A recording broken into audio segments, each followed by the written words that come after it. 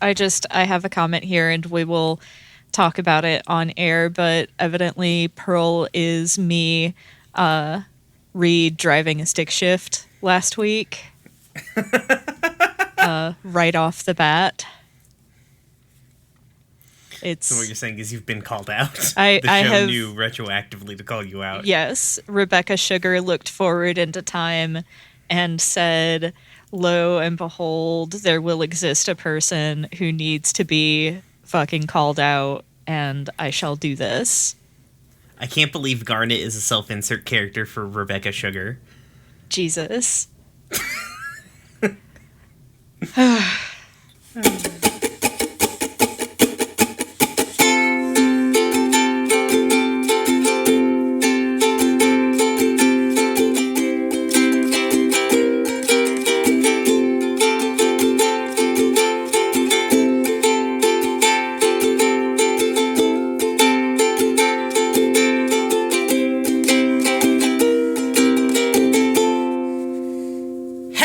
And thank you for tuning in to Gay Space Rocks, a Steven Universe watching podcast where we watch Steven Universe. I am your host, Brian. I use he, him pronouns, and you can find me on the internet at RoomWarePod, and you can find the podcast on Twitter at Gay Space Pod. With me, as always, is my co-host, August.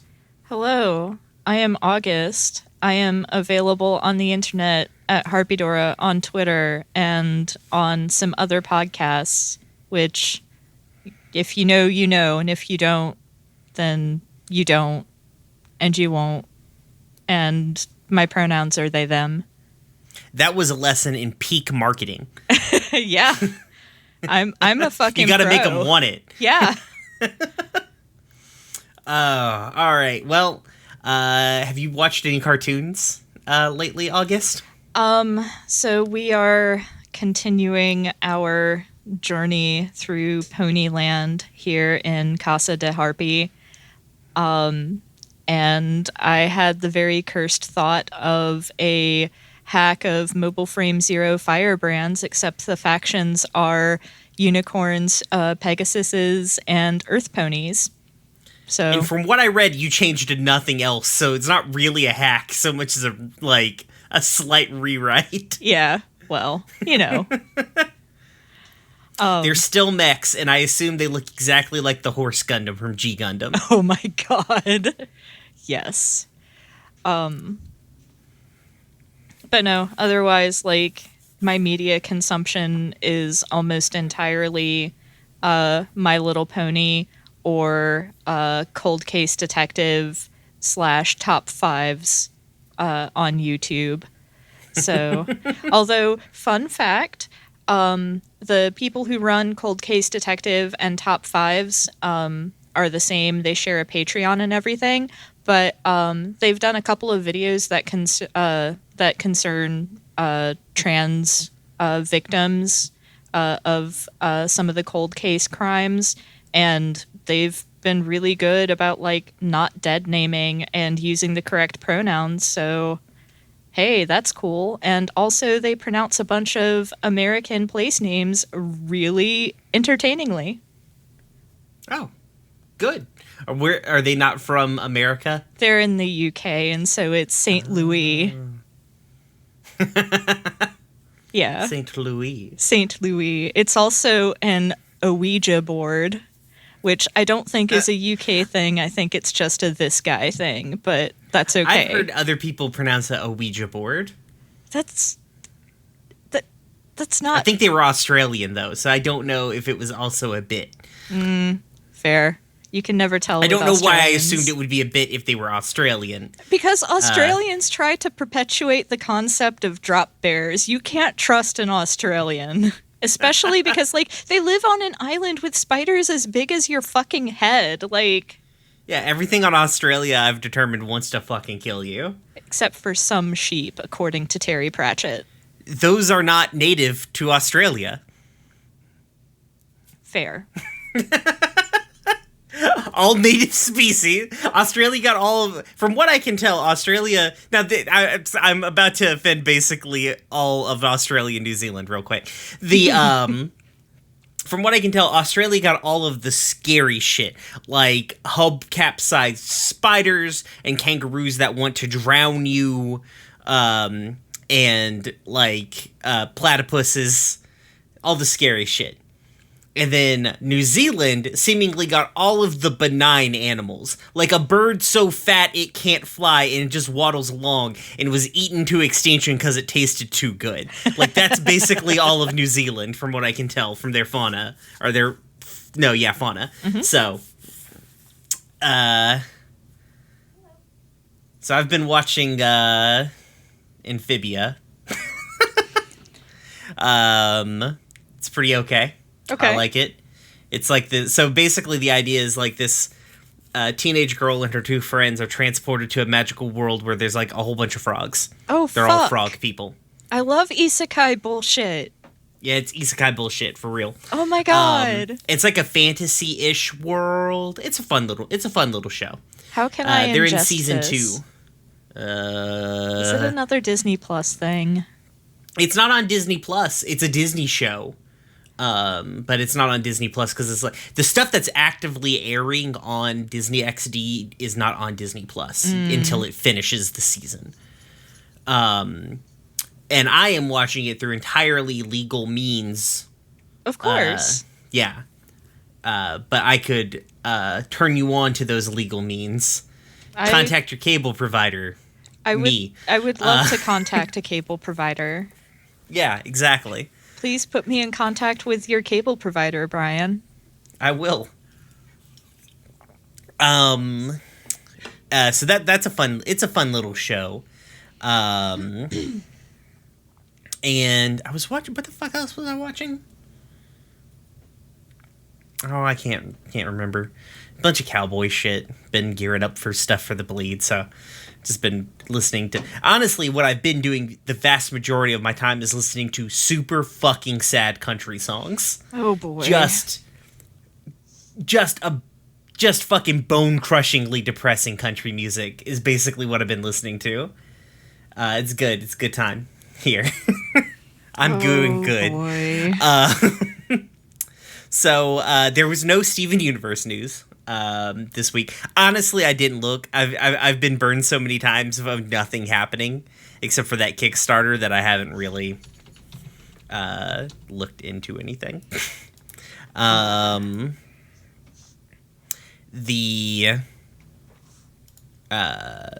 That's a bit. I have contemplated doing what the Shrieking Shack does and starting a Reddit account, but starting like a sincere post Reddit account for the podcast. And just be like, we are a podcast posting on Reddit, and then see how quickly it takes me to get banned from the Steven Universe subreddit, I guess. And just posting memes that I create via the podcast. Starting with like Clown Pearl.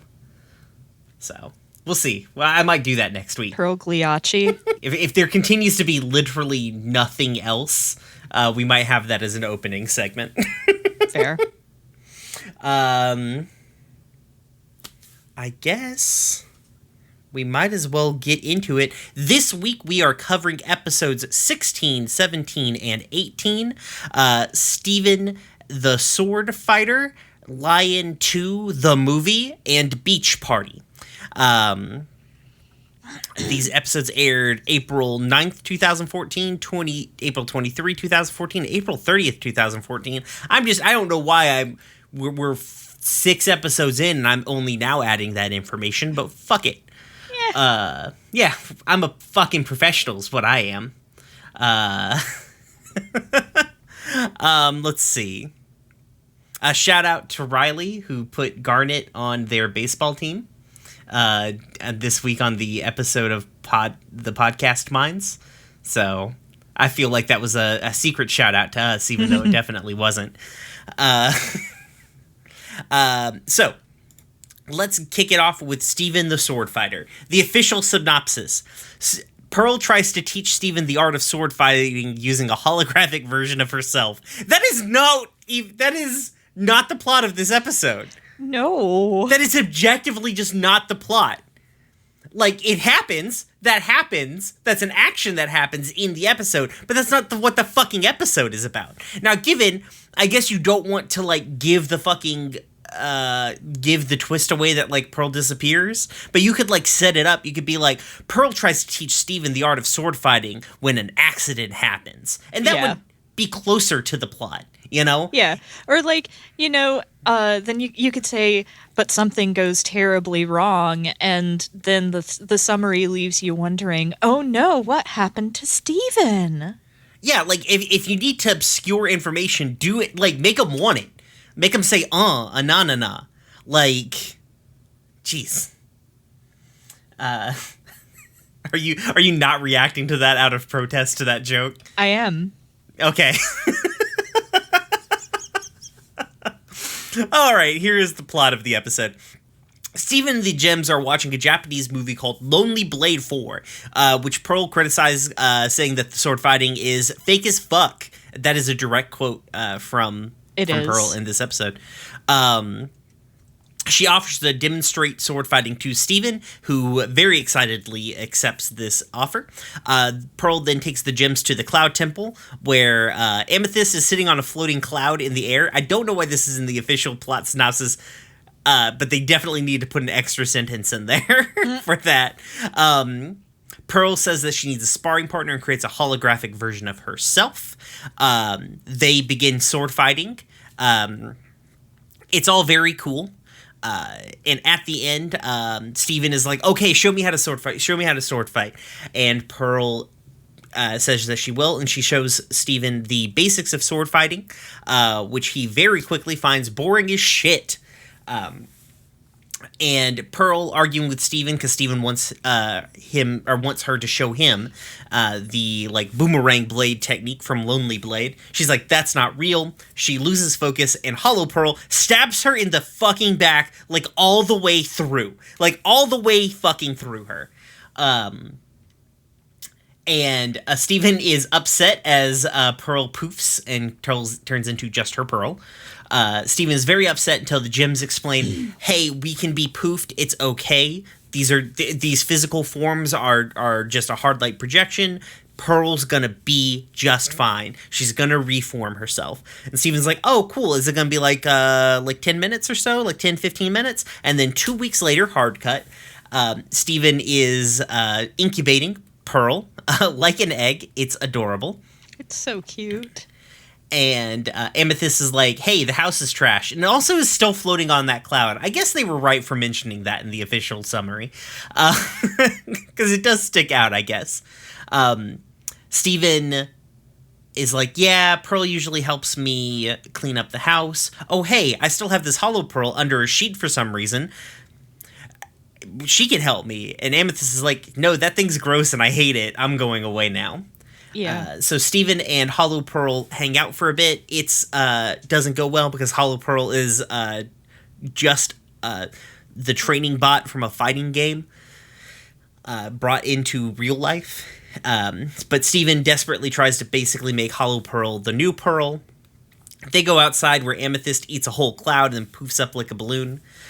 They have a few interactions with Hollow Pearl where Garnet and Amethyst basically confirm, hey, this thing is gross and weird, please make it go away.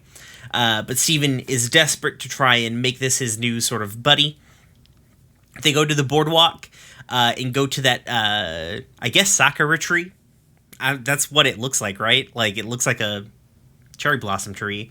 Yeah. And Steven's like, this is Pearl's favorite tree, do you remember it? And Hollow Pearl cuts the tree down. Steven has a big blow up about this, tells the Hollow Pearl that he never wants to see her again, goes back to the house. He's talking to Pearl's Pearl, and says he has found the, like a copy of Lonely Blade 5. He goes upstairs to start watching the movie when Hollow Pearl shows up. She basically kind of like jump cuts as Jason Voorhees chases Steven around the house for a little bit that annoys him. While watching Lonely Blade 5, Hollow Pearl stabs the television, I guess because they're sword fighting on the TV or something. And Steven gets very upset about this. He activates the training mode with Hollow Pearl. Bops Hollow Pearl in... I almost said her. I don't know if like, I don't know what to talk about Hollow Pearl. Hollow Pearl definitely feels like a robe, basically like a thing, right? Like a Roomba, what can stab. Yeah, it doesn't appear that Hollow Pearl has any real, like, sapience. Yeah. So I guess I'll say it. So he hits it in the face with a doll, which activates advanced training mode, and then it tries to fucking kill Steven. Steven finally finds an opening, remembering what Pearl said to him about finding a key opportunity, and stabs Hollow Pearl in the fucking chest with a broken mop, because this is now John Wick, I guess. Hollow Pearl disappears. Garnet and Amethyst come back.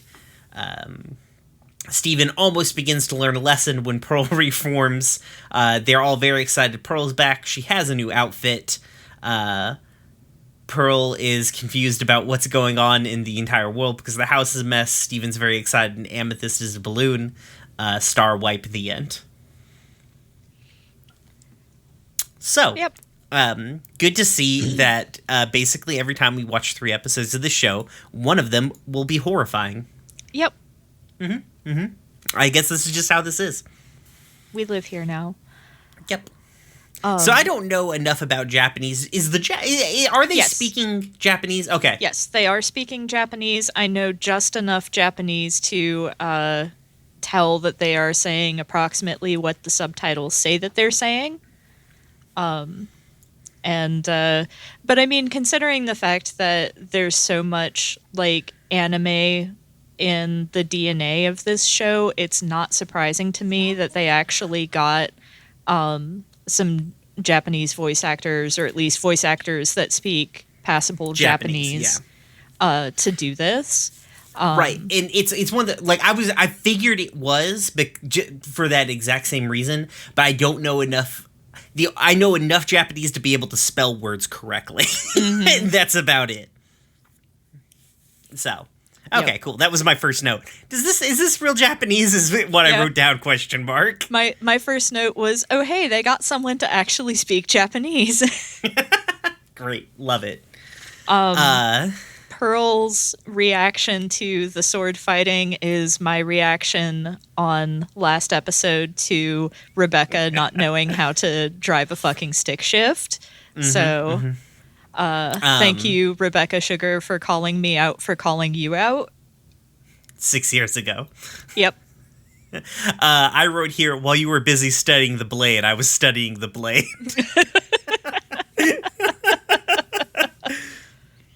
Because that's basically what this felt like to me. Yeah. Yeah. This is, honestly, this is just a really good fucking episode. I love this whole episode. It's, like, just got so many good parts. Like, everybody on the temple. Why is Amethyst on a cloud? I wrote down here, this is a later note, but it starts here, so we might as well talk about it now. I wrote, is Amethyst Goku now? Yeah, I had that exact same thought. But I didn't write it down. I just assumed, oh, this is a Dragon Ball reference that will come back. It's gotta be, right? Yeah. Yeah. And it'll come back to bite us in the ass later. Because it's a convenient plot device for getting Amethyst and Garnet away from the house long enough for Steven to almost die. It's true. Actually, you know what? That makes sense. That's good. That is good plotting. It's a good reason why the adults are not around. Well, quote unquote adults, because let's face it, Pearl is 80% of their impulse control, and if she'd been there, there's no way that Amethyst would have eaten the cloud. It's true. Like, Garnet will let Amethyst... Like, Garnet is the cool one, but she has just as bad impulse control, frankly, as Amethyst does. Yes. And, in fact, eggs her on. Literally, Amethyst was like, I'm gonna do it, and Garnet's like, do it. I bet you won't, motherfucker. I love all of Pearl's drama. I wrote down here, Pearl's drama is on fucking 11 right here. And the lead up to the fight. That fight is legitimately shot for shot, I think, the first duel in the first episode of Utena. I am also wrote down here, this is an Utena fight, I think, question mark. Yes. If not, it's pay, like, it may not be shot for shot, but it's paying, like, mad The like homage to it, the you know. initial, at the very least, the initial charge where, you know, the camera is facing Pearl head on and like she's running and it's that really weird angle and she thrusts the sword forward. That is literally a shot from Utena. It is lifted from the first episode. But I'm pretty sure that the entire fight, or a good portion of it, is lifted from the first episode. Yeah, it feels. We need to probably go. Like, I might go and watch it because I haven't watched Lieutenant in a very fucking long time. That that could be a weird. If we didn't talk for an hour and a half every time we get on the fucking microphones, we could watch all the animes that they directly reference. But yeah, also, let's talk about, just because, like, they're paying homage to it, like, the fight choreography in this show, for a show that's not built around the idea of fighting, is so fucking good. Yeah. Like, I know they're probably just lifting a Utena fight, but, like, in other fights, like, they have a good sense of space, they understand how to, like, draw it fluidly, it's got, like, weight to it, and for, like, a show that's not built around the idea of fighting, like, they do a really good job of making the fight scenes, like, look good and are choreographed well. Yeah. I mean, that goes just across the board for all of the action sequences. Because it doesn't just include fighting, it includes, like, you know, when Steven was riding Lion in the desert, or not in the desert, on the beach that had been turned into the desert temple. Yeah. Well, I guess I considered that a fight too, because they were, like, technically fighting a thing. Fair. Yeah.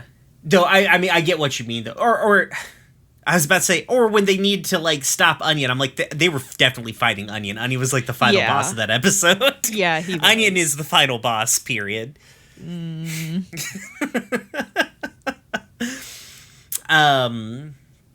But yeah, like, because, like, it's really hard to find Western cartoons that have such a good handle on action.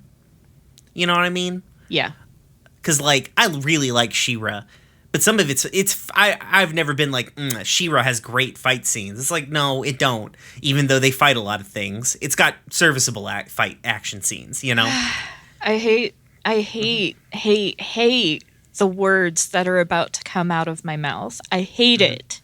You are allowed to come to Georgia and take me out, Brian. Okay, The most recent Western show that I can think of that had some really good action sequences was Voltron. Oh yeah, no, that show had, like, listen, that show didn't suck till much later. Yeah, like, if you stop after season 2, you're fine. I feel like you can get through season 3. Is season 3 when the fucking Twink Prince shows up? Maybe? I think that's when he shows up. Yeah. I'm not gonna lie, I kind of like him as a bad guy because he's such a fucking prick.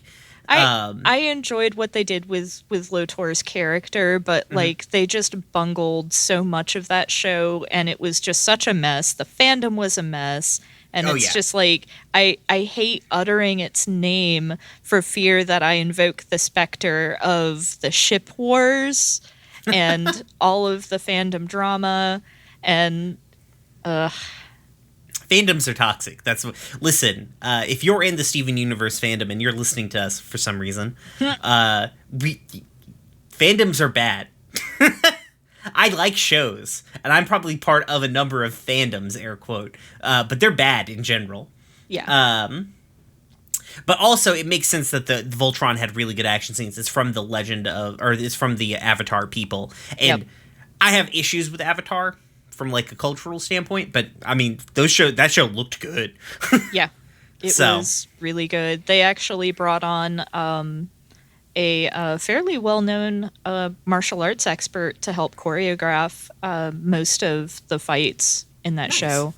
I think Steven Universe just copies anime. Just like, yeah, probably. They're all just watching Dragon Ball Z and fucking Yu Hakusho up in that motherfucking studio. Oh, yeah. You're not wrong. I need to show you this series of YouTube videos that I've been recently watching where they edit Hank Hill into Yu Hakusho. Oh my god. Oh my god. They edit him in as what, Kurumba? Is that the big guy in the blue? Kurama? Kurama, yeah. They edit in Hank Hill as Kurama. Wait. Are you talking about like the dude with like the red pompadour? Yeah. Oh, Kuwabara. That's Kuwabara. Kuwabara. Sorry, it's been a very long time since Yeah. I've watched Yu Yu Hakusho. Like fucking high school for me. Yeah. Like, I literally watched it the last time it was on Adult Swim, so... So anyways, this show's good. This current episode. The fight scene, really good. Pearl trying to explain the basics is like every little kid trying to learn something cool. What do you mean, little kid? Like, I feel that way in my soul, just in general. Like, what do you mean I have to start with the basics and practice this thing if I want to get good at it? Oh, see, I just weaponized my ADHD, and it's real easy. I can hyper-focus on a thing I like forever. That's how I got good at the mini-painting and the blacksmithing, and it's like, none of those things were the job I was supposed to actively be doing at the time, but I got great at all that other shit. Fair. The whoopsie daisy is very good. God, it, like, Pearl is, like, they really sell, like, if you didn't realize, like, Pearl is gonna come, like, at the moment, if you're, like, really invested in the episode, like, you're like, oh, Pearl's dying! Holy shit! Like, they sell that really hard. Oh, yeah. And I, like, her trying to, like, comfort Steve, because, Danielle specifically in our Discord, link down below if you want to join our Discord and ask us questions and shit like that. Let me get this pulled up. I'm on the wrong Discord server, and that's why I can't find things. Vamp. She said, I just want to hear your thoughts on Pearl's panicked reassurance when she gets stabbed. It's heartbreaking. Yeah. I think it is a brilliant piece of character work. Just that few seconds, it's like she has no thought for what's going on with herself and is purely focused on this child whom she dearly loves. And just, gosh, like, it really drives home how strongly Pearl feels about Steven and his well-being. Mm-hmm. And then, like, even the other gyms, like, Amethyst isn't trying to be a weirdo. Like, they all kick into, like, comfort mode because they know that he's very he's very, very upset, understandably. Because he saw one of his, his like, parental figures get fucking stabbed. Yeah. And I did think it was, kind of, I don't know if interesting is necessarily the right word, but just, I keep noticing, Amethyst and Pearl's reactions to each other, and like, Steven handed Amethyst a bat previously and her first instinct was to go for Pearl. Some other stuff happens in episodes that we'll talk about later in this particular session. And I do love going back a little bit. Amethyst just after Pearl does her like fighting game intro at herself, Amethyst just being like, nerd. Yeah. It was good. Also, Steven cheering for Pearl and Amethyst cheering for Hollow Pearl. But, like, when the chips are down, Amethyst wasn't like, oh, good, you got stabbed. Mm-hmm. She seemed genuinely unhappy about it and then was more focused on Steven as well. Right. Let's see. I guess, like, moving into that, because, like, the next scene is, like, Steven incubating Pearl, which is adorable. Oh, wait, no, I do have another note. It is kind of heartbreaking because Amethyst talks, Garnet and Amethyst talk about how it's usually Amethyst who gets poofed, and it's just the implications of how that implies that Amethyst is the one who's usually flinging herself heedlessly into danger when we know that she definitely has some mental problems going on, some emotional issues, is very upsetting to me. Like, Amethyst, love and value yourself. I think part of that is like Amethyst feels like her physical form is mutable as well. Because, like, we have an episode where Amethyst gets poofed a whole lot coming up way later, I think in season 2. And, like, Pearl takes, like, what, fucking 2 weeks to reform? Amethyst takes about 2 minutes to reform. Convenient. In that episode, though, it becomes kind of like it becomes a thing. But yeah, like, I think part of that is that, like, but also, like, you have a very good point that I didn't, like, think about before. It's just, like, Amethyst just being very reckless because she's, like, not in a good place. Yeah. Like, I feel like it's really clear, at least up until this point, that Amethyst definitely has some self-esteem issues. Oh, yeah, for sure. Which is interesting because so does Pearl. I think she goes about it in a different, like, dealing with that in a different way, obviously. But, like, Pearl definitely, like, does not feel great about her, like, self. And it's probably why she's so eager to, like, show off all the time. Yeah. Also, it's interesting that Amethyst is not is really fucking freaked out by, like, Hollow Pearl. Like, I find it interesting that she doesn't want to dunk on Hollow Pearl or, like, dress Hollow Pearl. Because, like, it's a facsimile of Pearl. Yeah. Like, she's not interested in making fun of the Hollow Pearl or pranking the Hollow Pearl. Like, it's like, this is gross. It reminds me of, like, Pearl, but it's not Pearl. This is weird. I hate it. Yeah. The interactions, like, Garnet egging on Amethyst to eat a whole cloud. Funny. Amethyst's willingness to ingest things is frankly impressive. It's true. I want you to know I thought of a vor joke, but I'm not going to make it. When has propriety ever stopped you, Brian? I'm going to not make vor jokes on the podcast. Okay. You're just going to type them in Discord. I'll type them later in Discord, yeah? I love how Amethyst floats away and Garnet's like, huh. Yeah. Like it's like, oh, well, shit. Yeah. Their character dynamic is so good. I dearly enjoy it. But the blow up scene with Steven after they go to the boardwalk is like interesting. I don't think we've seen Steven like get actually mad. Yeah. Like real mad yet. And that is an interesting thing to see out of him because Steven is usually pretty chill, or not necessarily chill, but like desperately trying to make a thing better. But I guess maybe he's realizing like there's no one there, no one's around, you know? Like there's no one that he needs to be chipper, save the day Steven for. And so he's just like gets real fucking mad and fed up with this thing that looks like a person that is not around and is making him sad. It's very good. I did want to note that with the power of anime on its side, Hollow Pearl can chop down a tree with a balloon. It's true. The power of God in anime has been imbued into this robot. Yep. Too powerful. Let's talk a bit about fucking technology in this goddamn universe. Because I'm so fucking mad about it. Steven has a smartphone that is internet capable. Yes. He plays a Nintendo 64 and watches movies on VHS. Yes. And has a CRT television. Yes. What the fuck? I mean, so like, I feel like it kind of, this is probably partially meant to kind of place Beach City sort of outside of time. Like, time gets really weird. Like, this is a really weird version of Earth.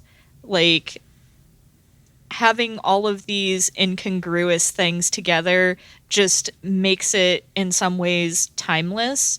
Like, Steven Universe, 20 years from now, looking back on it, will probably not seem particularly out of place, even though technology is theoretically further advancing and we haven't all like died horribly I don't know due about to you, but I'm climate gonna change. I'm gonna be a robot person by then. So Okay. yeah, that's I my mean, that's plan. fair. Yeah, that's my But long term goal. but like, the the delivery car is a kind of dated model. The various vehicles that we see don't really seem to particularly belong to any sort of specific time period.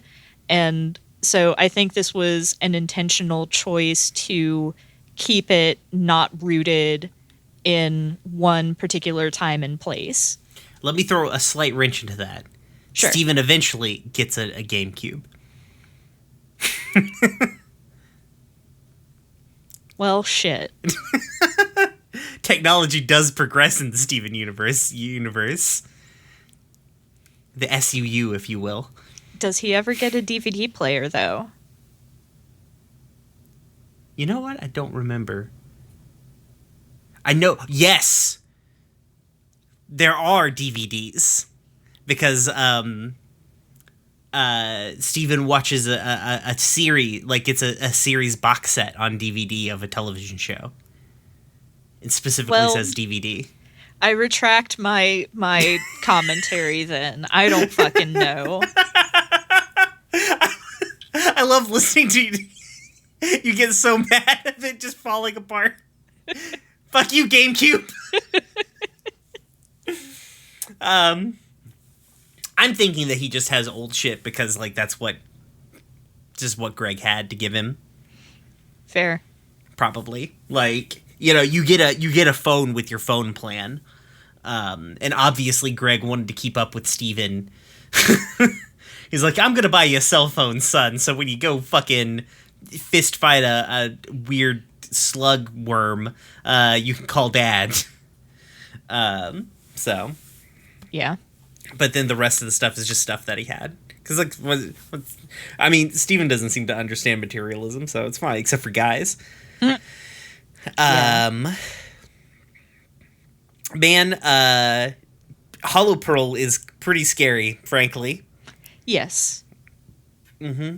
Yes. Yeah, also that good trauma during the video. Like, I just wrote trauma! ! I wrote, oh boy, Steven has PTSD already and it's only episode 16. Yeah! They're just like, they're like, we're gonna layer this onto this kid until he's just dust. We're gonna start early. Yeah. Oh, go on, sorry. I just, I did think it was very cute that Steven ended up with the dub of Lonely Blade 5 as opposed to continuing with the subbed.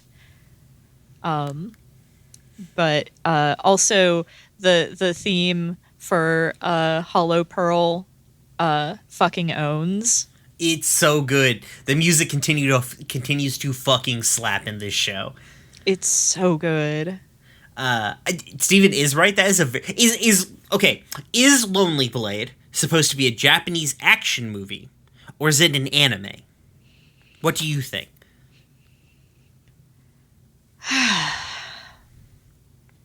Do you think if they were drawing it as a cartoon within a cartoon, they would have used like a simpler art style? Or because it's anime, they went and kept it like a more complex art style because that's what anime would be like by comparison to like Western cartoons. You know what I mean? That's a tough one. Because Steven does love a cartoon called Crying Breakfast Friends. And it uses a more simplified art style. Though they are just waffles and shit. So, like, I don't know how complicated it could be. I mean, that's a good question, but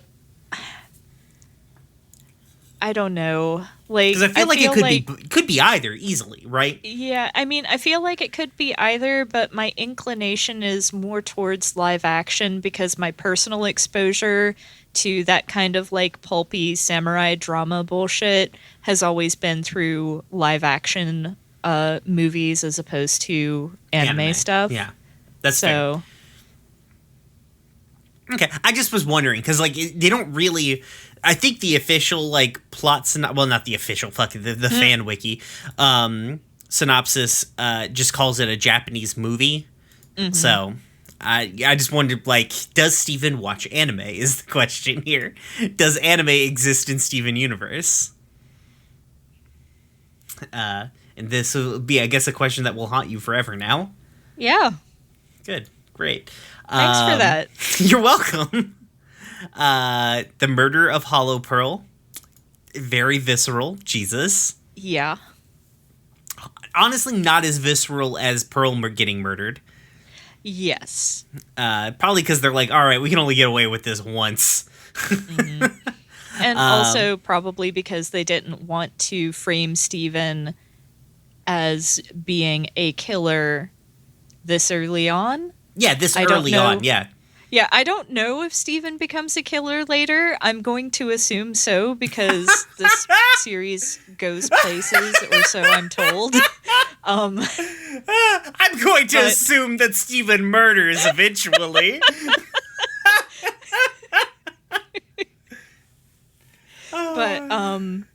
But also because, like, you know, Hollow Pearl is not shown to be a person, just a humanoid shaped Roomba with a knife taped on it. Yeah, it's a stabby Roomba. So it's like there's no need to give it that viscerality because we're not trying to like cast into doubt Hollow Pearl's personhood or anything like that. Right. This is basically Steven hitting a piece of electronics with a baseball bat, essentially, which is still not great. Mm-hmm. But I can see why they didn't go the same route. When he murdered the arcade machine, it was way more visceral. Yeah. So, what do you think of Pearl's new outfit? I like it. It's cute. It's got like the way that the belt is tied reminds me of kind of like an obi. Mm-hmm. It's very cute. It's very Pearl. It feels a little bit more like adulty. Mature. Yeah. Yeah. I wonder if that was like them doing the redesign to like give her more of a visual, like a more like adulty visual presence on screen by comparison to Amethyst. That's a possibility. It also reads slightly more butch to me just because like the lack of frilly skirt. But that's a personal thing. Oh man, I can't wait till we get to 80s Pearl. I am very eyes emoji right now. There's an 80s. We get some flashbacks to when Greg first met Rose. Oh boy. And it's not it cannot possibly be in the 80s, but everybody kind of looks like they're in the 80s. And Fair. I have some ideas about that. That's like next season, so we'll get there. Okay. But yeah, that's pretty much this episode. This is a good ass episode. I love this episode. As good as shit. Do you have any more comments or anything? I do enjoy how the show starts doing the whole, sum up the lesson thing, because, like, obviously My Little Pony does that all the time with the letter to Princess Celestia at the end. Because, because it doesn't trust its fans to necessarily understand what the show is saying, and also sometimes that show doesn't understand what it itself is saying. But anyway, that's something for another podcast. But I love how the show starts doing that, and then Steven just nopes out of it. Yeah, exactly. He's like, you could miss a peeper. Oh, Pearl's back. Fuck this shit. Yep. I'm not learning fucker all. Yep. Honestly, the thing he was gonna say was not really the lesson, I don't think. Like, either. I feel like this is like, I feel like, honestly, the real lesson of this episode was, like, learning to be a person, like, learning to not to rely on a person as much, or, like, be able to, like, separate yourself, like, your personality and your life from a different person. like basically be a little bit more, how to be a little bit more self-sufficient? I I didn't really get that read off of it at all because, like, especially given Steven's living situation in general, he's fairly self-sufficient as it is. That's true. I really felt like the lesson was more along the lines of, like, if you try to rush things when you're acquiring a new potentially dangerous skill, it could result in things going very badly, and then you have to live with the consequences of that. That's fair. That's fair. I don't think that I still feel like the lesson is not what Steven was about to say, though. Oh, no. I didn't say yeah, that that's... Yeah, no, I didn't say that that's what the lesson actually was. I just like how the show subverted that trope of the children's cartoon genre where, Right. you know, it explicitly states the lesson that you're supposed to learn at the end of the show. Right, exactly. Steven Universe better than My Little Pony is what I hear August saying. I never said that My Little Pony was better than Steven Universe. Like, eventually you'll hear all of mine and Anya's thoughts about My Little Pony. Our Gay Space Rocks was a backdoor pilot for Equestria Gays. Yes, that's exactly it. Alrighty, moving on to episode 17, Lion 2, the movie, the official synopsis. Steven and Connie try to ride Lion to the movie theater, but Lion has other ideas, exclamation point. It's fair, I guess. Yeah, sure. Yeah, I feel like that's it. Yeah, it's better than the last one. Yeah, if I had to give a synopsis of this episode in 1.5 to 2 sentences, that would be it. All right, the episode begins with Connie showing Steven the trailer for a movie called Dogcopter 3, starring Dogcopter, a dog cop robot that saves a city by shooting missiles from its butt. This is what it says at the beginning of this Wikipedia plot summary here. Connie tells Steven why this is her favorite film franchise. When the gyms warp in, Connie is awestruck. Steven's like, yeah, this is my normal fucking life. The gyms all greet Connie. Steven talks about how they're going to go to the movies and gets Connie to show them the trailer. Amethyst sees Dogcopter and decides to shapeshift into it. Connie is like, holy fuck! Steven reassures her that the movie is very impressive and that they are going to go see it. He's very excited for this movie.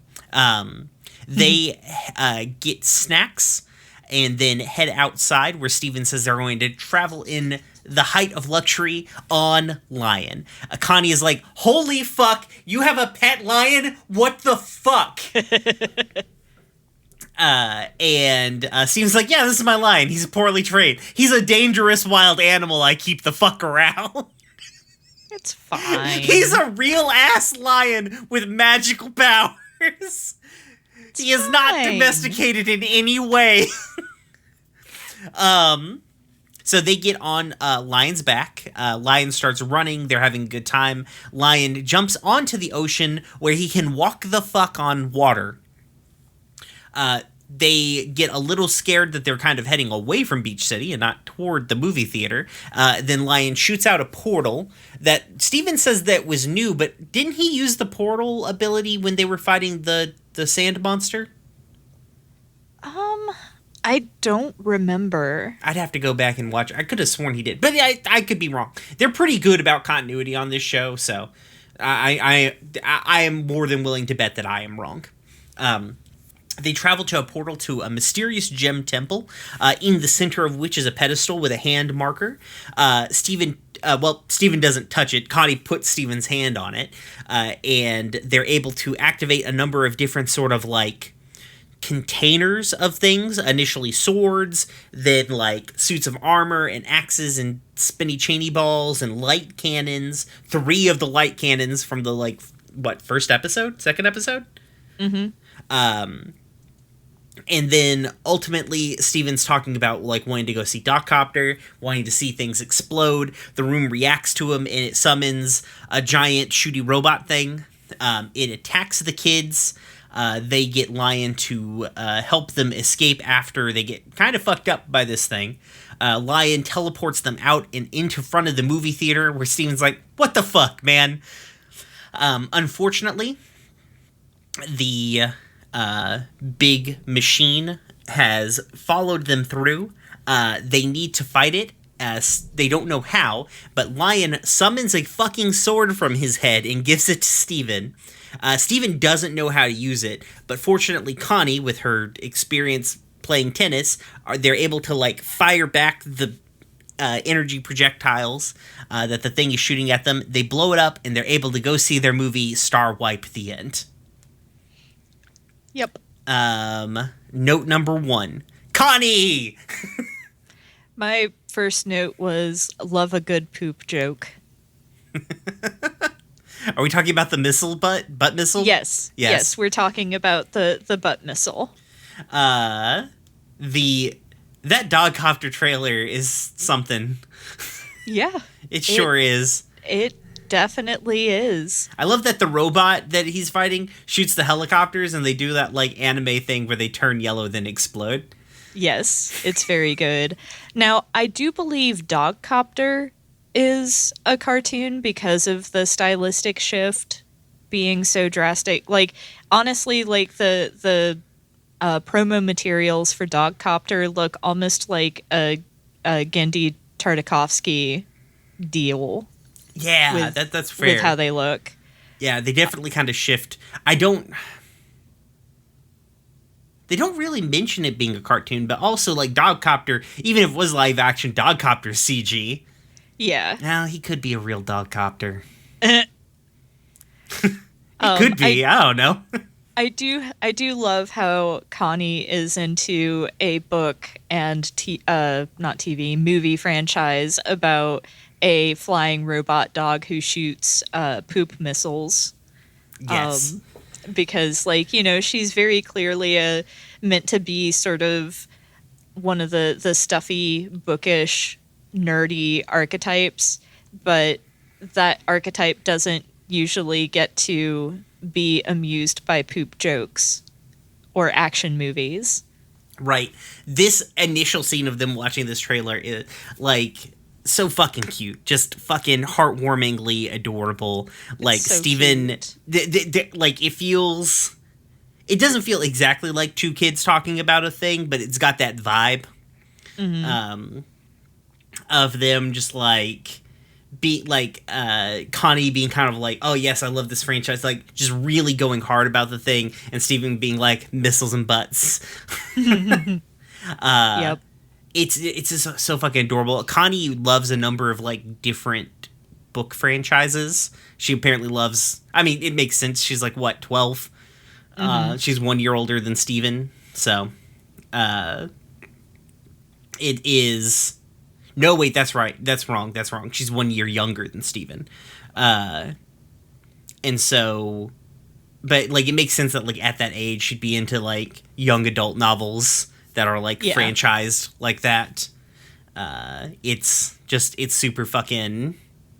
It's just super fucking cute, and I can hardly stand it. Every time they're on screen, I can't take good notes. I'm just like, this is cute! Smash keyboard! I love the gems showing up. Just her awestruck by the gems. Steven, like, this is just my regular fucking life.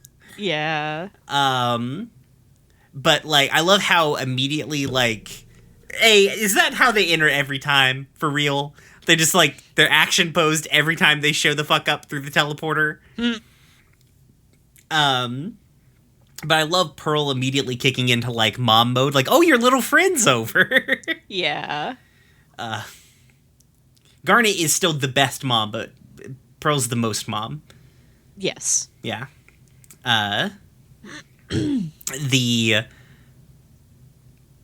It's just, like, this whole interaction between Connie, like, not being like, oh, I don't really want to, like, oh, my shit's so fucking, like, lame by comparison to how fucking cool all of you are, is pretty fucking adorable. I assume you have some notes about Amethyst being Dogcopter. No, I mean, I didn't write it down because at this point it's a given. I'm always, you know, just very pleased to see Amethyst not being precious about the form that she takes. Mm-hmm. So I did think it was pretty hilarious by the time that Amethyst transformed her head into a boombox.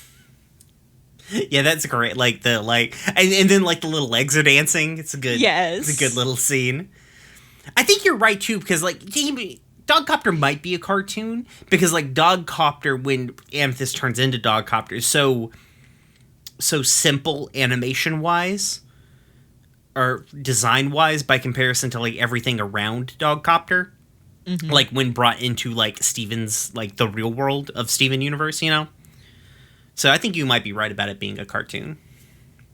I love Connie being the most like tame hoodlum when talking about like, oh, we're not gonna buy snacks at the theater. Oh, I'm so bad. Yeah. Oh god, they're such fucking nerds. Like, thank God Steven doesn't go to public school, because he wouldn't fucking survive. It's fucking adorable, although kind of interesting how she chooses to rebel in such a fashion, considering that her father is a fucking cop. It's true. Listen, Connie says ACAB. Probably. Well, I don't know. They like that Dogcopter is a cop. Dogcopter is a dog, though, so that balances it out, I feel like. No, because Paw Patrol exists. Those are different. Dogcopter's obviously just a dog that is a copter. Like, it's smarter than your average dog, obviously, because he knows how to use missiles. Fair. But I feel like Dogcopter is, like, more of a regular dog than the fascist Paw Patrol. This is our official podcast statement. The Paw Patrol, they're a bunch of fascists, and fuck them. Yes. Come at us, Paw Patrol fandom. Paw Patrol fandom, grab your leashes. Yeah. Lick them boots on your way out. Jesus. I don't think adults actually watch Paw Patrol, but I don't like, all I know about Paw Patrol is like, I've watched some clips. I'm like, oh yeah, this is fashy as fuck. Cool. My brother, who isn't quite on the same political spectrum as me, we share a lot of the similar values. And my nephew is watching Paw Patrol. My brother's like, "What is this shit?"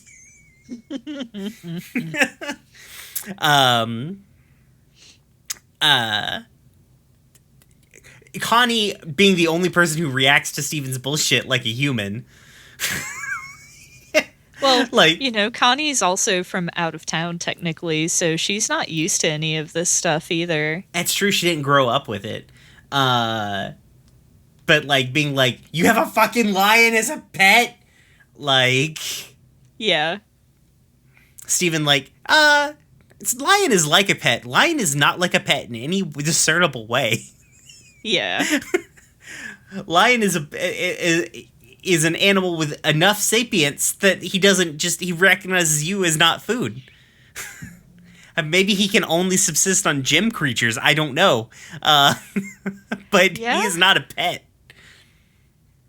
Well, he's really more of like a mascot animal. It's true. I don't know what you mean by that.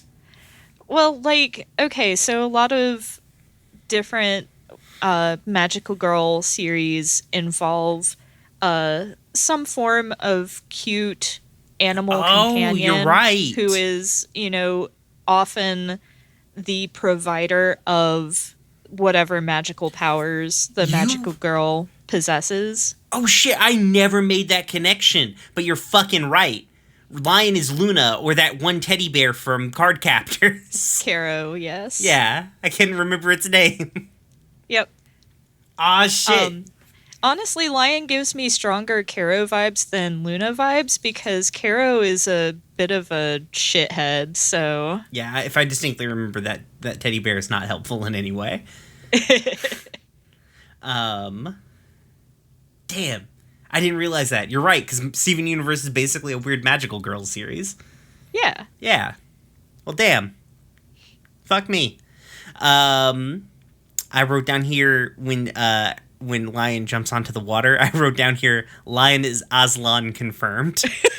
I wrote Lion is Jesus, but that's the exact same thing. It's true. I'm glad that we had the same like, yes, lion, Jesus, which is Yep. fucking hilarious, frankly, to me, when it comes to like Lion's backstory, which we will get to in like season 4. Oh boy. We don't actually get Lion's backstory, but we get some explanation of what Lion is. Because I think in our Discord, somebody asked me, it was Will? I want to say it was Will. Yeah, asked me like what the deal with Lion was, and I said I could not explain it without it being a big old spoiler. Yeah. Danielle, I mean, I feel like sorry. like at this point it is very clear that Lion is in some way connected to Rose. Yes. Oh God, yeah. I feel like you could not make that argument at this point. Both Izzy and Danielle asked us how much do we think like Lion knows, or like how much is Lion like either just kind of a shithead cat versus like pacing information and like doling information out to Steven. I really get the feeling that like Lion is more sentient than he lets on, but Lion is also still very much a cat with cat values. True. I think he's exactly what would happen if you gave a real cat sapience. Yes. Yes. Yeah. So I don't necessarily know if this is a matter of like pacing out like random reveals, because it was definitely triggered by something that Steven said. He said something about basically everything this episode was triggered by something Steven said. I didn't think to write down what it was. Steven I think he said something about getting training.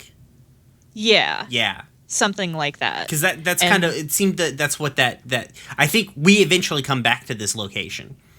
But it's like a little training facility, like Rose's it's like one of Rose's places.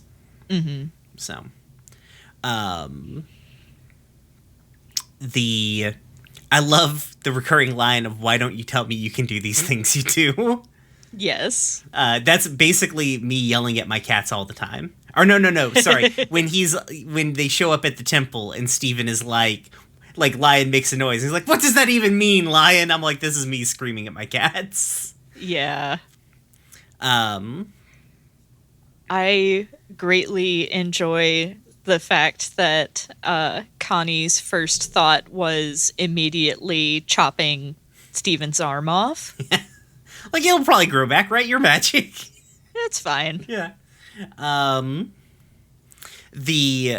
Their interaction here is once again it's so cute. So fucking cute. It's so cute. Like they're cute and playful with each other. It's obvious that they like each other, but like they both like each other and they like spending time with each other, you know? Yeah. And the show doesn't make it weird that Steven's a boy and Connie's a girl. They're just interacting the way kids would. It's not, you know what I mean? Yeah. When like a show will depict children of different genders interacting, but it just feels really weird and forced. Right, exactly. Like they have to play up on some sort of like gendered stereotyping. Mm-hmm. Mm-hmm. Which they like just super fucking don't do here. Like they just like don't care. Like I think it's obvious that they have some vague romantic feelings toward each other, but they're not really processing that right now because they're like 12. Yeah. And this is how 12-year-olds would process liking each other. Yes. They are more friends at this exact moment. And it's cute and I love it. It's so good. When the thing shows up, that thing looks like a Mr. Bucket. It does. Yeah. I need to send you a YouTube video from a YouTuber that I like called Look Mom No Computer. He's the fUrBy organ guy. Shout out to Izzy. Those are some words that you just said, huh? Have you not seen the fUrBy organ? I don't want to. Oh, it's real good. It's like something like 50 fUrBys turned into a polyphonic organ. It's real Don't good. I like love that. it. I'll send you the link later. He also made a Mr. Bucket that shoots fire, Okay. which is basically this. Yeah. Same thing, frankly. So yeah, but that thing looks so much like a Mr. Bucket. I cannot possibly believe that they did not just copy a Mr. Bucket. Yeah. Going backwards a little bit when Connie's like tickling Steven, he's like, "I'm gonna pee." It made me think like, "Oh, kid, don't squeeze me." Yeah. The action scene where the thing is like kicking the fucking children's ass is very good. Like I'm Yes. glad that they like let Steven and Connie get kind of beat up to sort of sell how dangerous this thing is. And then like directly following that, like Connie having like a full on breakdown about how she's not cool. Yeah. That really hit me hard just because like I don't know, always being the sort of just odd one out, but not feeling terribly interesting as a person when I was younger. It's just like that. Oh, that's so relatable. It's true. And I like how they contrast that with Steven being like, well, I like is constantly reassuring Connie, like, yeah, I want you to be here. I think you're fucking cool. The shit you're into is cool as shit. Like, and also it's a little bit like Steven desperately wanting like normal shit. Like just normal, just something normal, just some regular dog shooting missiles out their ass kind of shit. What did you, how did you react to Lion summoning a fucking weapon for Steven? Give me a second. Okay, he's done screaming. Okay, sorry. No, you're fine. Little Bit's the one who's just yelling. He's never eaten before. I know. He's really excited. Yeah. That is some Utena ass bullshit. It really fucking is. Instead of pulling a sword from somebody's titties, it's pulling a sword from a cat's head. Yeah, it would have been inappropriate if Steven had pulled the sword from some titties. Yeah. Yeah. It definitely would have been, but also at the same time, like that is you can see Kunihiko Ikuhara's fingerprints all over this episode and the last episode with the gem bullshit. Like this is Well, I think Oh my Rebecca God. Sugar has been on record being like Revolutionary Girl Utena is like the biggest influence on Steven Universe.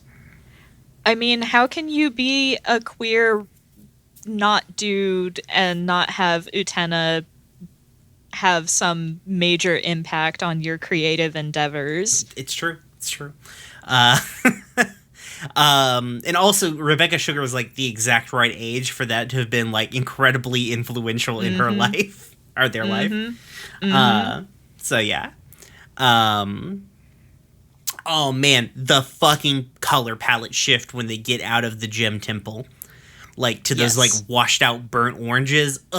Fuck me up. Like goddamn action scene to like chill ass action scene to study to fucking vibes. Fucking shit, it looks so good. This show's use of color is phenomenal. I feel like I honestly like I've watched a lot of this show and going back and like analyzing it now, I'm like, fuck, the art on this show is good. I guess like sure they don't stay on model a lot, but when they fucking come, man, they look so good. Like there are very few times where I'm like, this is like striking visuals, like especially in Western animation. Like again, I like a lot of Western animated shows, but very rarely am I like, fuck this shot composition, you know? Like even on like She-Ra, there were a couple of shots throughout the entire series that I liked, and I really like She-Ra. But like I was never like, oh fuck this art until about the last season. Honestly, the last season was really good for interesting art compositions. But like their concepts of like shot composition and really getting weird with it. It's got a very 90s anime aesthetic to it. Mm-hmm. Yeah. I think part of that is just like the ethos of a lot of Western animation comes from the idea of animation as being something that is cheap and meant for consumption by young people who wouldn't be able to appreciate that kind of thing anyway. Mm-hmm. And I mean, honestly, yeah, probably budgetary animation- concerns too. Because like, I will give She-Ra a little bit of a pass because I'm pretty sure DreamWorks didn't give them the world's biggest fucking budget to make that show. Yeah. From what I've heard about the way DreamWorks likes to distribute budget money. So. Yeah, but I mean, like, animation is certainly cheaper than live action in a lot of ways. That's true. But like, if you approach it, I think it's really just a matter of the approach of like, is this something that's just meant to be, you know, consumed like potato chips by somebody who's not going to appreciate it versus trying to squeeze the most out of what you've got. Right. You know, you know what other Western animated show like the last time I watched a Western animated show and I was like, fuck, this is good shot composition. You know what it was?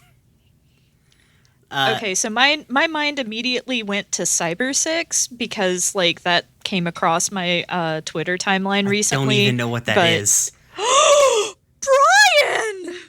Oh god, I spiked so bad. I'm so sorry. It's fine. Okay, That's why I have compressors. We do not have the space for me to talk about Cyber Six right now, but I will tell you about this. Cyber Is an 6 anime at some point. Is this not an anime? No. It looks like an anime. It is a Canadian-funded Saturday morning TV show that was done by this I YouTube. This YouTube headline says Canadabe. It's I want to say it's Brazilian. It's some South American creator. I really want to say it's Brazilian. It was criminally cut short. The animation was well ahead of its time. Like Wikipedia says it's a Japanese-Canadian animated series. Say what?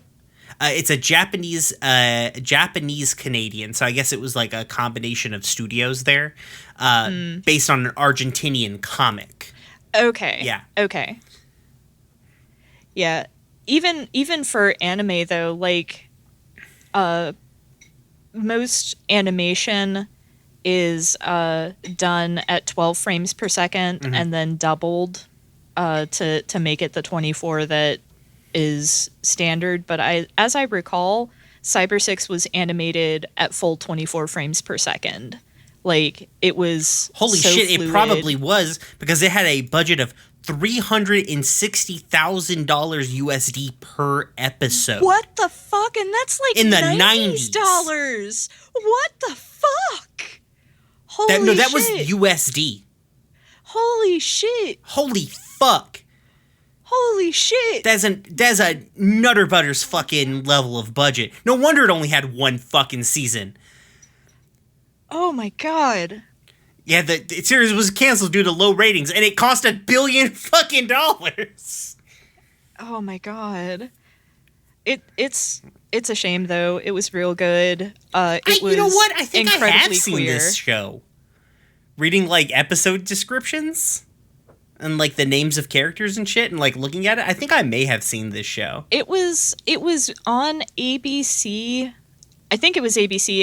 It was on one of the big three networks during like a Saturday morning block, because I remember watching that along with the really horrible Cardcaptor Sakura dub. That would have been on. Well, actually, I guess I'm in Tennessee, so it would have been probably on an entirely different channel. Because like here, it was on Kids WB. Cardcaptor Sakura was. So, well, shit. Anyway. Yeah. Let's end this with those two nerds being fucking adorable again. It's like so holding cute. hands and the big sword. Fuck my heart. It's so good. I guess we can go off on a little bit of a tangent. Like, Beach Party is not that thick of an episode. It's not. Yeah. It's a really good character episode. It's true. It's not like it's just not dense like these last two episodes were. Yeah. So yeah, let's unless you got anything left for Lion 2 straight to video. No, wait, sorry, Lion 2 the movie. My bad. Okay. Let's move on to episode 18, Beach Party. Why is the official synopsis for this so long? Holy shit. The official synopsis. After a battle damages fish stew pizza, Steven throws a cookout at the temple to mend the relationship between the pizza family and the crystal gems. What? Why is this episode the one that gets the long, accurate description? I don't know. What the fuck? Anyways, go on, sorry. I mean, not a whole heck of a lot happens in this episode, really. So it's pretty easy to condense down and hit the high points, I guess. Yeah, I mean, I guess. Summary. The episode begins with the gems fighting a giant pufferfish on the beach. The monster basically easily deflects their attack, pushing Pearl's spear out of the way, effortlessly brushing off a boogie board that Steven throws at it. Garnet tries to punch it and is, in fact, defeated by a monster finally. Monster too strong for Garnet. Blows Garnet away and into a building. Amethyst gets fucking tired of this shit and yeets that motherfucker out into the ocean. And Pearl chastises her for it because she's basically like, listen, it's only going to come back later. And Amethyst is like, well, we'll deal with it later. And that's basically my mood forever. They go to find Garnet, and Garnet is stuck in the building or the roof of Fish Stew Pizza, where the owner, Kofi, is yelling at Garnet, having kind of a weird one-sided argument that's pretty fucking hilarious, frankly. Yes. While Garnet jumps down when the gems show up, Kofi's family comes out, Kiki, his daughter that we've seen before, and then, what's his other daughter? Jenny. Sorry, yeah. Jenny also comes out, who we've seen before, and we get a new character, Nana Fwa, who is Kofi's mom. And I love her. She's so good. They basically kind of like poke fun at Kofi, but it's obvious that he's in fact very, very mad when the gems just kind of like fuck off and don't help him fix the fish stew pizza. Kofi ultimately bans the gems, not Steven. Kofi does say that Steven is a good boy and probably shouldn't be hanging out with these hoodlums. But he bans the gems from Fish Stew Pizza. Steven is devastated. He goes back to the gems and he's like, hey guys, I hate to tell you this, but you've been banned from Fish Stew Pizza, where the gems promptly don't give a fuck. And Amethyst goes so as far as to say their pizza sucks, which means there's another pizza place in Beach City. And if there is, how the fuck does this restaurant stay open? Moving on. Steven is like, I've got to mend fences. So he throws a beach party. He invites the Pizzas. I guess their last name is Pizza. All of the official information refers to them as the Pizzas. Yeah, and I mean, well, okay, Garnet referring to them as the Pizzas doesn't mean anything because Steven just refers to them. anything. Because I assume Steven was just calling them the Pizzas because he doesn't know he probably never heard Kofi's last name and just assumed that their last name was Pizza. Because, I mean, in his defense, the Fry Place's their last name is Fryman. So why isn't their last name just Pizza? Yeah. Anyways, back to the synopsis. He invites the Pizzas over for a cookout. The gems greet them. They sit down and have a meal. The gems change into some beach outfits, which we're definitely going to get to. Don't worry. The Lunch becomes tense, and Steven suggests they play some volleyball.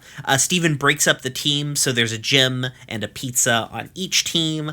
The games are fun until everybody kind of starts cheating, and it breaks down into an argument. Suddenly, the puffer fish returns, and everybody has to sort of hunker down. Nana Fwa, seeing Steven kind of have a bit of a breakdown about the whole day going bad, springs into action, and coordinates everybody into being able to defeat the pufferfish. It explodes. The day is saved. Kofi unbans the gyms, who promptly don't really give a fuck. Star wipe the end. Yeah. That was an episode. It was. I mean, it's a cute episode. It's like the what was the last episode where we had that was kind of like this? That was good, but not like, oh, it was Onion Trade. Yeah. Where it's a good episode and just nothing really happens in it. My first note is Pufferfish 2 OP, please nerf. It beat Garnet. It's the strongest thing we've ever seen. Yeah. The initial little fight is pretty fun. I love that Amethyst just straight up calls Pearl a narc. Yeah. I mean, she's not wrong. She is, though. in fact, not wrong. I love Pearl, but she is the most cop. Which is weird because she renounces her cop ways as the series goes on, so that's good. Amethyst being like, that's a problem for future me is a whole fucking mood. Just Amethyst is a mood. Yeah.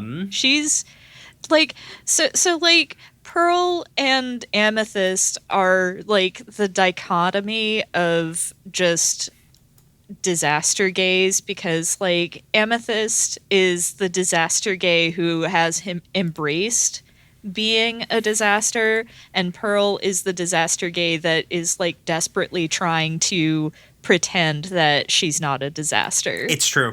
Pearl's pretending like she's got it all together, and she super fucking don't. Yeah.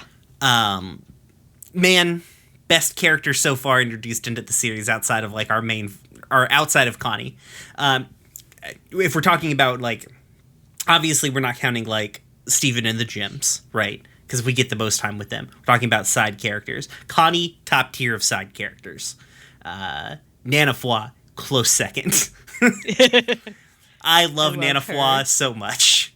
She's so good. She's such a great little old lady character. Yes. It's so good. She's just she's reached the age that some people reach where she's just man, I don't give a fuck anymore. Yeah, exactly. She's I'm here to have a good fucking time. There is this Vine series, I think Mary was showing me, that I need to send you. It's this guy and his nana, or his grandma. I call her his nana because she reminds me of my nana.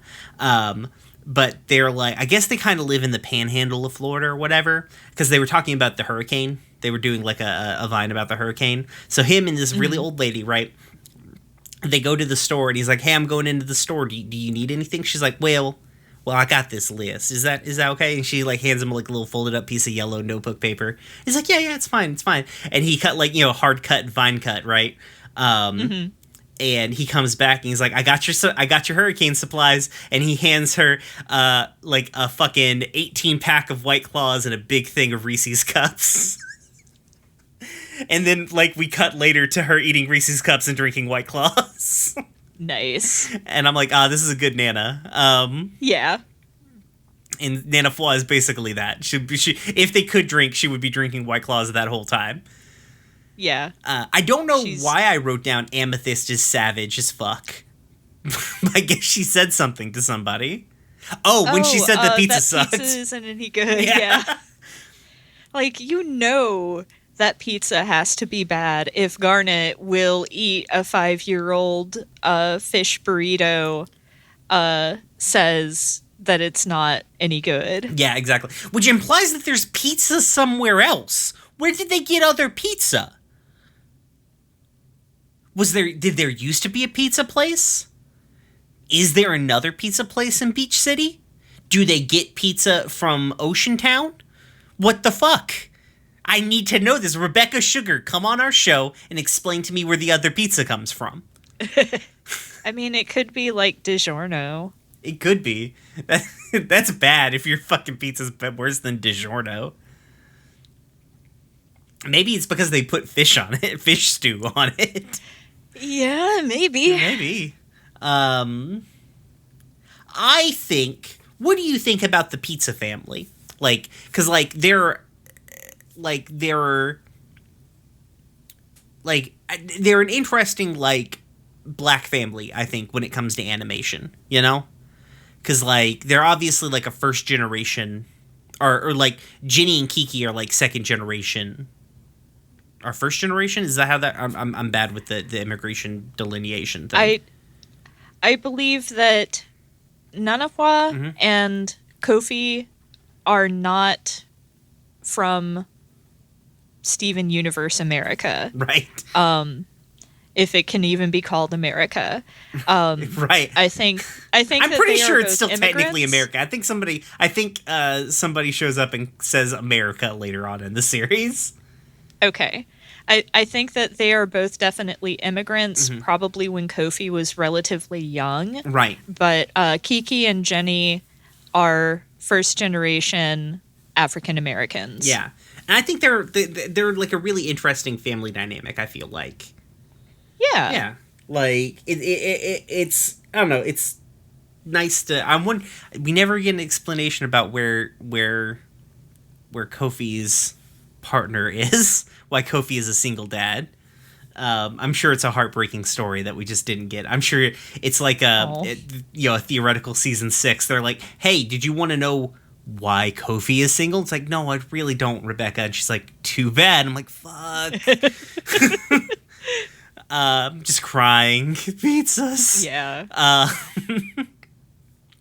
I wrote down here, I don't think their last name is Pizza, but apparently their last name is Pizza. Which is wild. So I did write down a relatively large note. The fact that none of the gems really care about being banned kind of shows how completely disconnected from humanity they are. Because it's they've lived there for so long, and the people accept them almost in the way that they seem to accept the fact that seagulls are around. Sometimes the gems fuck shit up and you just have to deal with that, but they never interact meaningfully with the townsfolk outside of Steven and sometimes Amethyst. And so they don't even really know or care who the pizzas are. Right. They just protect Earth because Rose wanted to protect Earth, right? Or at some point they care deeply about protecting Earth. But they're very this has become very they've become very detached in the meantime. Also, I think I know where the other pizza was. Of reading the Wikipedia page for Kofi. Apparently, Hang on. Did his wife split from him and found a different competing pizza restaurant? No, but that would be a great story to submit to Waypoint Radio.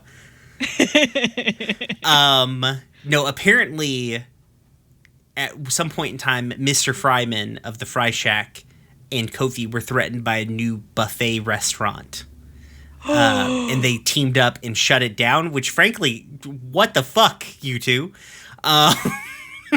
I don't know how they did that. I don't know how them team. I think it's explained actually in an episode.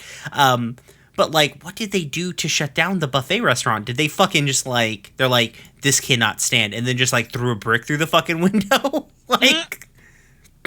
I mean, I would believe that of Kofi. It's true. I would believe that of Mr. Fryman too, frankly. To protect his business, yeah, he'd burn a place down. Fair. I mean, this is the man who just accepted the fact that his son may have transformed into an eldritch horror, so, you know. It's true. Like, he's already gone. He's too, like, he's seen some shit, and that's the shit he's seen.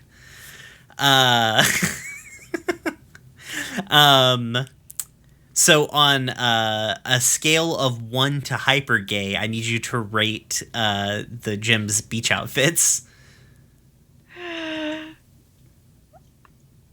I'm literally clutching my face right now. I just wrote down in all caps transformation sequence with like 4 exclamation points followed by Garnet continues to be wife city. It's true.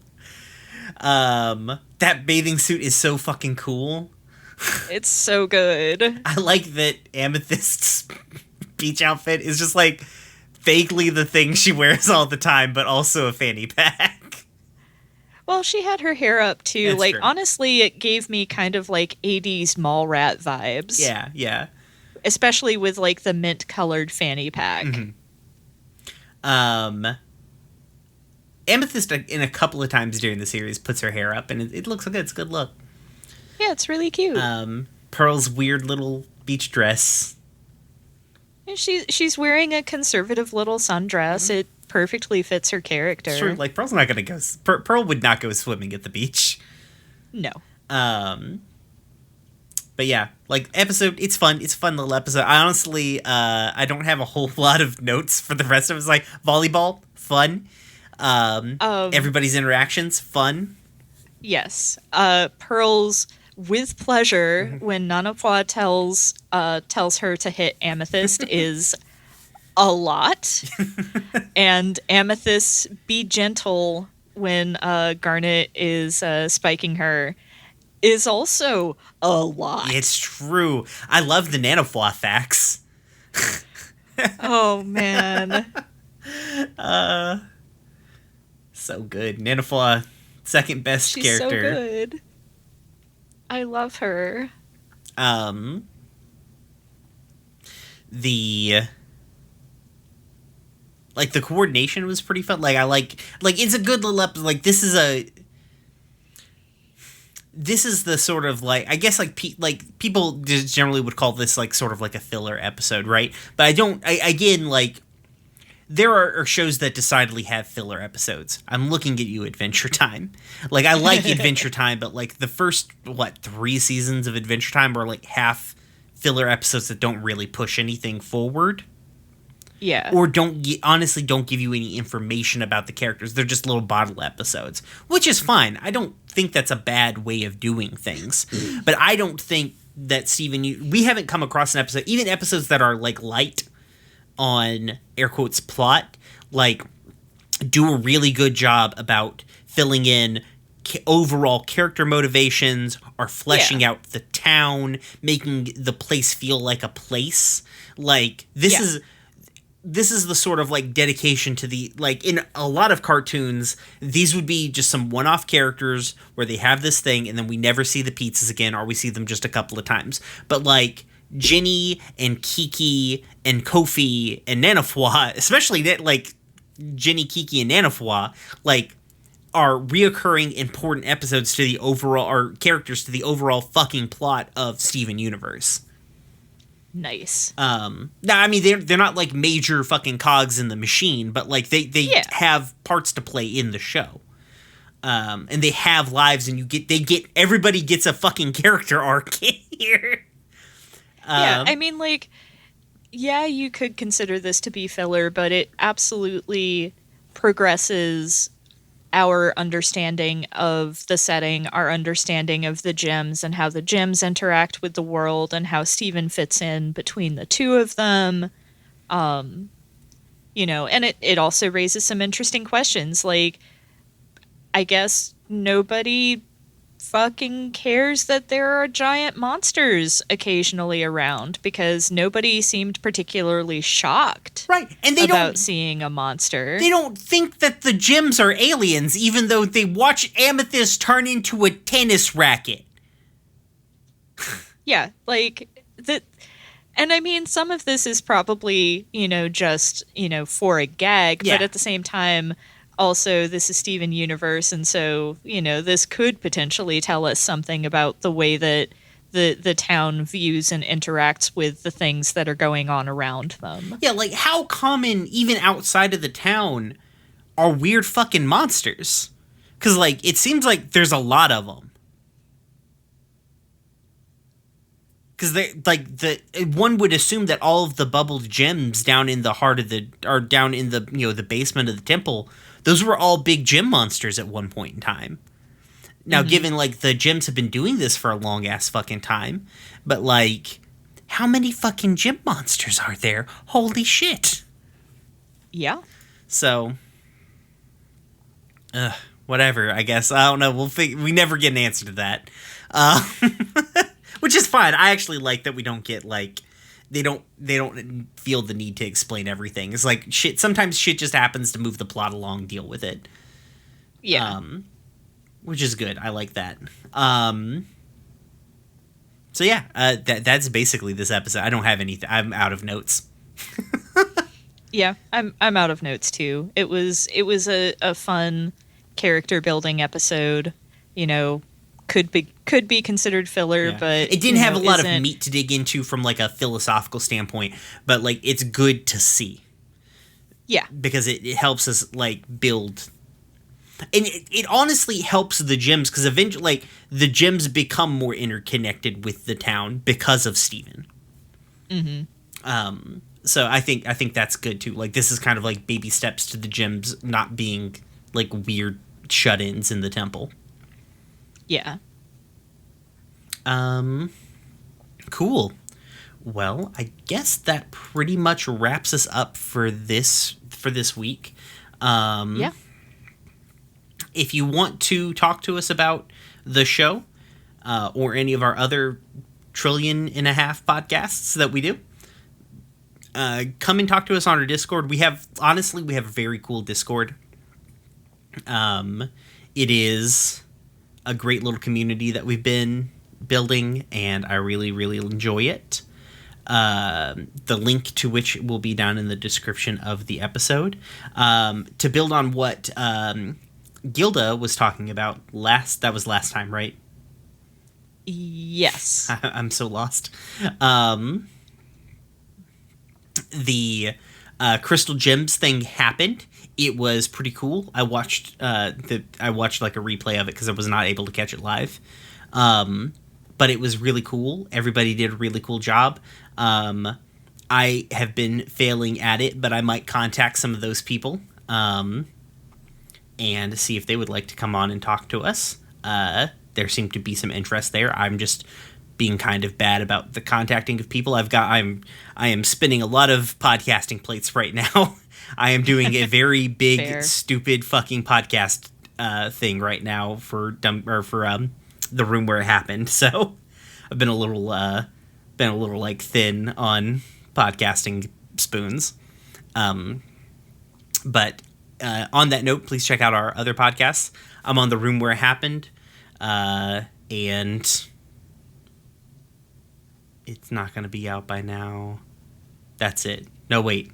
Dumb Kids Playing Hero. You're on Dumb Kids Playing Hero. Yeah, I was going to let you promo that, I guess. I don't know what I was thinking. We have a lot of things coming down the pipeline. Yes. August, Yes. what are you on? I am on Follow the Leader, which you can find on Twitter at FTLcast. I'm also on Dumb Kids Playing Hero with Brian. You can find that at DKPHpod on Twitter. It has a separate Twitter for itself now.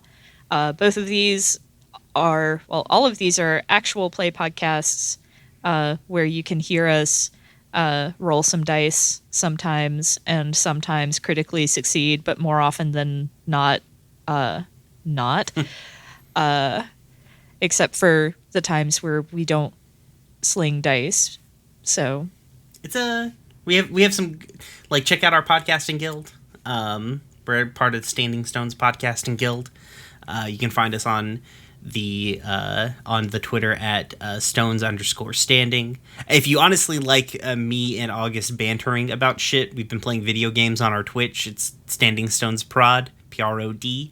On Twitch, we stream every Monday. Right now, we're streaming through BioShock, which fuck this game is way. It may just be because I've got like heavy Metal Gear poisoning, and all those games are 800 years long. But I just feel like BioShock has just gone by in a blink of an eye. It may be because I play the game just so efficiently, because I've played the game too many times. But I feel like I'm doing a lot of exploring. Like, I go to basically every room, and I've been trying to find every audio log that I can. Yeah, I think part of it's just the boss fights are a lot simpler, such as they are. Yeah, because I have just aced every fucking one of these boss fights. Yeah. Hell, I accidentally beat one of them. Didn't even know I was fighting him. Anyways, come check us out. We're just about to wrap up BioShock 1. We'll be moving on to BioShock 2, which, spoiler, I think is actually good, even though it's like the black sheep of the BioShock family. But that one should be relatively quick, and then we'll be on to BioShock Infinite. Hopefully I have all of the DLCs for BioShock Infinite. If not, I'll buy them, because the Under the Sea stuff is good. And then, what are we doing after BioShock? I was hoping to drag you through some Supergiant games. Yes, that's right. So, like Transistor. I was planning on starting with Bastion because I feel like it is important to see like where the Supergiant like blueprint comes from. But yeah, Bastion, Transistor, Pyre. I have not actually played any Hades, but I do own it. I think But Hades it's might also- not. Hades being a roguelike, Yeah. maybe not the best. Yeah, I probably would say not. We could so- stream it, but I wouldn't like try and beat that game because it does like I think it would be good for context from like like just us talking about it standpoint, but maybe not playing the whole thing. Yeah. We should probably sign off the podcast and stop talking about our logistics of our live stream. Yes, I would like to do the sign off. I think we should alternate sign offs. Okay. Did I do it last time? You did. Okay, then it's your turn. Remember, everybody, be like Cookie Cat and leave your family behind. Peace.